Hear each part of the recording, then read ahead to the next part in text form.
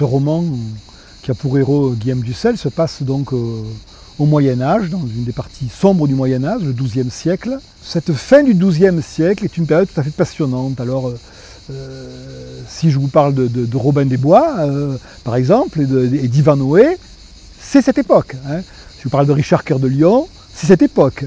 Si je parle des croisades, c'est aussi cette époque. Si on parle de la construction de Notre-Dame de Paris, c'est cette époque.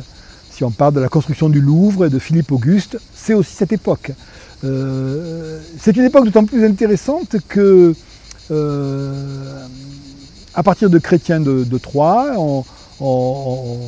les troubadours écrivent un certain nombre de chansons de gestes qui vont être écrites en langue romane, et c'est ça qu'on va appeler les romans.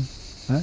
Donc on peut presque dire que c'est le début d'une littérature populaire, et ça fait partie aussi du XIIe siècle.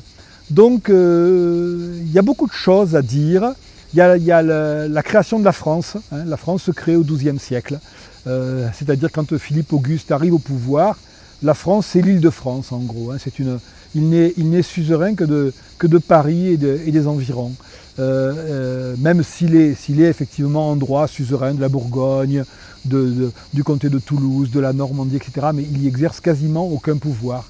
Et en une trentaine d'années, un peu plus, Philippe Auguste va changer tout ça. C'est-à-dire qu'il va récupérer la Normandie, il va récupérer l'Anjou, la Touraine, le comté de Poitiers, il va étendre ses pouvoirs sur la Bourgogne, et après la bataille de Bouvines, il va prendre le pouvoir sur la Flandre française, et donc à la fin de son règne, il laisse à son fils quasiment ce que va devenir le royaume de France. Hein. Et ses successeurs, son fils, puis son petit-fils Saint-Louis, et son arrière-petit-fils Philippe le Bel, vont effectivement construire la France moderne. Donc ce XIIe siècle, c'est vraiment un tournant. Et mon personnage, finalement, il va traverser ce pays, connaître des aventures, encore une fois, surtout des aventures criminelles. Mais il est un chevalier perspicace. Et ça permet donc de voyager dans le temps et dans cette époque. Voilà.